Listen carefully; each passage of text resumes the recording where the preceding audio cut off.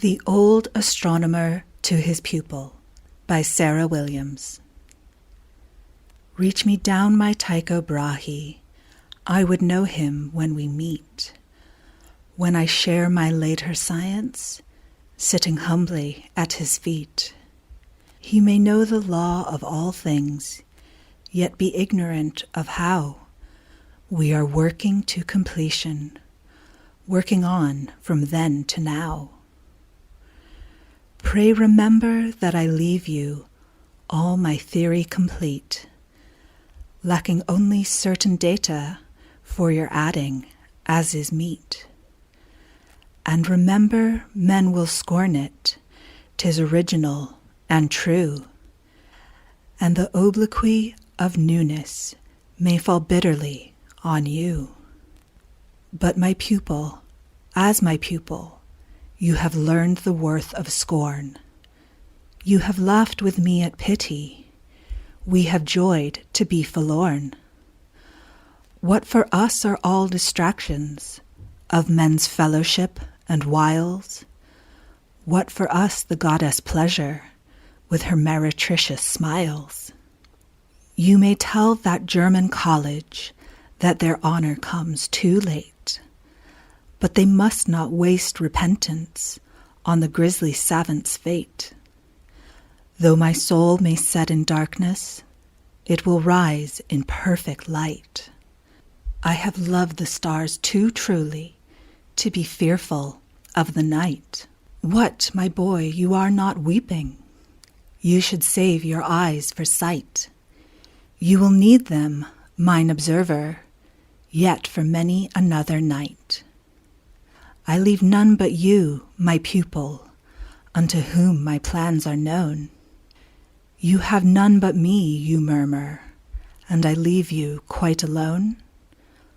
Well then, kiss me, since my mother left her blessing on my brow. There has been a something wanting in my nature until now. I can dimly comprehend it, that I might have been more kind, might have cherished you more wisely as the one I leave behind. I have never failed in kindness. No, we live too high for strife. Calmest coldness was the error which has crept into our life. But your spirit is untainted. I can dedicate you still to the service of our science. You will further it? You will. There are certain calculations I should like to make with you, to be sure that your deductions will be logical and true. And remember, patience, patience is the watchword of a sage. Not today nor yet tomorrow can complete a perfect age. I have sown like Tycho Brahe, that a greater man may reap. But if none should do my reaping, 'twill disturb me in my sleep. So be careful and be faithful, though like me you leave no name. See, my boy, that nothing turn you to the mere pursuit of fame. I must say goodbye, my pupil, for I cannot longer speak. Draw the curtain back for Venus, ere my vision grows too weak. It is strange the pearly planet should look red as fiery Mars. God will mercifully guide me on my way amongst the stars. On Marriage by Khalil Gibran. Then Almitra spoke again and said, "And what of marriage, master?" And he answered, saying, "You were born together, and together you shall be forevermore. You shall be together when the white wings of death scatter your days. You shall be together even in the silent memory of God. But let there be spaces in your togetherness, and let the winds of the heavens dance between you. Love one another, but make not a bond of love. Let it rather be a moving sea between the shores of your souls. Fill each other's cup, but drink not from one cup. Give one another of your bread, but eat not from the same loaf. Sing and dance together and be joyous, but let each one of you be alone, even as the strings of a lute are alone, though they quiver with the same music. Give your hearts, but not into each other's keeping, for only the hand of life can contain your hearts. And stand together, yet not too near together, for the pillars of the temple stand apart, and the oak tree and the cypress grow not in each other's shadow. Gulls by Leonora Speyer. Fearless riders of the gale, in your bleak eyes is the memory of sinking ships. Desire, unsatisfied, droops from your wings. You lie at dusk in the sea's ebbing cradles, unresponsive to its mood, or hover and swoop, snatching your food and rising again, greedy, unthinking.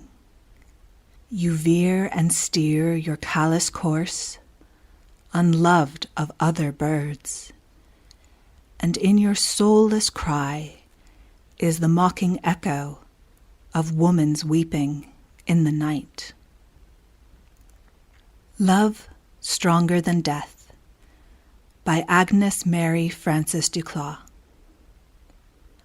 I dreamed my lady and I were dead, and dust was either heart. Our bodies in one grave were laid, our souls went far apart. Hers with the saints for aye to dwell, and mine to lie and pine in hell. But when my lady looked for me, and found her quest in vain, for all that blessed company she knew nothing but pain. She cried, "How feigned your praising is! Your God is love, and love I miss." The hills whereon her teardrops fell were white with lily flowers. They made the burning caves of hell as green as Eden bowers. Unloosed my tongue, my fetters broke. Praised be love, I cried and woke. The Soul's Expression by Elizabeth Barrett Browning. With stammering lips and insufficient sound, I strive and struggle to deliver right that music of my nature, day and night, with dream and thought and feeling interwound, and only answering all the senses round with octaves of a mystic depth and height, which step out grandly to the infinite from the dark edges of the sensual ground. This song of soul I struggle to outbear through portals of the sense, sublime and whole, and utter all myself into the air. But if I did it, as the thunder roll breaks its own cloud, my flesh would perish there before that dread apocalypse of soul.